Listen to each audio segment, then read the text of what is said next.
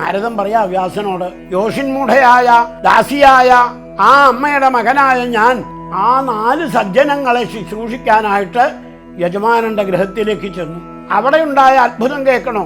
അവർ വേദാന്ത ചിന്തകളുമായിട്ട് കണ്ണടച്ചിരിക്കല്ല ഉണ്ടായത്, ധ്യാനിച്ചിരിക്കലല്ല ഉണ്ടായത്, യോഗാഭ്യാസം ചെയ്യലല്ല ഉണ്ടായത്. പകരം വെറും ദാസീപുത്രനായ എനിക്ക് മനസ്സിലാവുന്ന രീതിയിൽ, എനിക്ക് രുചിയുണ്ടാകുന്ന രീതിയിൽ അവര് ഭഗവാന്റെ കഥകൾ പാടുമ്പോൾ ഞാനത് അനുപദം വിശൃണ്വത, ഓരോ വാക്കും ശ്രദ്ധിച്ചു കേട്ടു.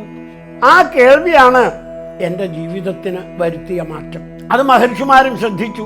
ഈ കുട്ടി നമ്മൾ പറയണ കഥകളൊക്കെ, ഭഗവാന്റെ കഥകളൊക്കെ നല്ലോണം ശ്രദ്ധിച്ചു കേൾക്കുന്നുണ്ടല്ലോ. അത് നാരദൻ വേദവ്യാസനെ ഭാഗവതം എഴുതാൻ പ്രേരിപ്പിക്കുന്ന രീതിയിലാണ് ഇവിടെ പറയുന്നത്.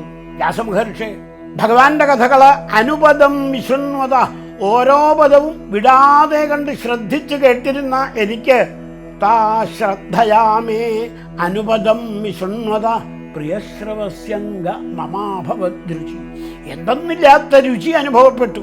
ആദ്യമൊക്കെ മഹർഷിമാര് എനിക്ക് പലതും അവരുടെ പൂജ കഴിഞ്ഞ് നിവേദിച്ച സാധനങ്ങൾ ഭക്ഷണത്തിനൊക്കെ ആയി തരുമായിരുന്നു. കുറെ കഴിഞ്ഞപ്പോൾ അവർ എന്നെ പരിശോധിക്കുന്ന മട്ടില് ഭക്ഷണത്തിന് തരുന്ന നിവേദ്യ സാധനങ്ങളുടെ ആ പങ്ക് കുറച്ചു. ആ സമയത്തും കൂടി അവര് എനിക്ക് തരാൻ മറന്നതുപോലെ അവർ കഥകൾ പറഞ്ഞുകൊണ്ടിരിക്കും.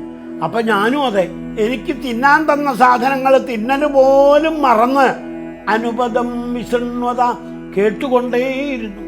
അതവര് ശ്രദ്ധിച്ചു, മനസ്സിലാക്കി. ഇവന് ഭഗവാന്റെ കഥകളോട് എന്തൊന്നില്ലാത്ത ഒരു അഭിരുചിയായിരിക്കുന്നു. പ്രിയശ്രവസ്യംഗ, അതാണ് പ്രിയശ്രവസി. കേൾക്കുന്നത്, ശ്രവിക്കുന്നത് അത് പ്രിയമായിട്ട് അനുഭവപ്പെടണം. നമ്മളൊക്കെ ഹൃദ്യമായി വളരെ നന്നായി എന്നൊക്കെ തലകുലുക്കി സമ്മതിക്കുമ്പോഴും അതിൻ്റെ ഉള്ളടക്കം, ഉള്ളിലെ രസം നമ്മൾ വേണ്ട പോലെ ആസ്വദിക്കുന്നുണ്ടോ സംശയമാണ്. അപ്പോൾ നാരദൻ എന്ന ഒന്നും അറിയാത്ത നിഷ്കളങ്കനായ ആ ശൂദ്രസ്ത്രീ പുത്രന്റെ ശ്രദ്ധ കഥകൾ കേൾക്കുന്നതിൽ ഏറ്റവും അധികം ഉണ്ടായി.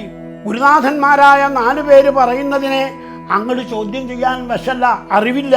അതുകൊണ്ട് എന്തായി, കേൾക്കുന്നതൊക്കെ വിശ്വസിച്ചുകൊണ്ട് ആണ്. ഭഗവാന്റെ ധ്രുവനെ അനുഗ്രഹിച്ച കഥ, പ്രഹ്ലാദനെ അനുഗ്രഹിച്ച കഥ ഒക്കെ ആ മഹർഷിമാര് പറയുമ്പോൾ അത് എത്രയും ശ്രദ്ധയോടെ കേൾക്കുന്ന വെറും ഒരു കുട്ടിയായിട്ടാണ് ഭാഗവതം വ്യാസന്റെ മുമ്പിലെ നാരദനെ പറഞ്ഞത്. നിത്യവും ഭാഗവത ഗംഗ കാണുക നിങ്ങളുടെ ജനം ടിവിയിൽ ഫെബ്രുവരി 9 മുതൽ.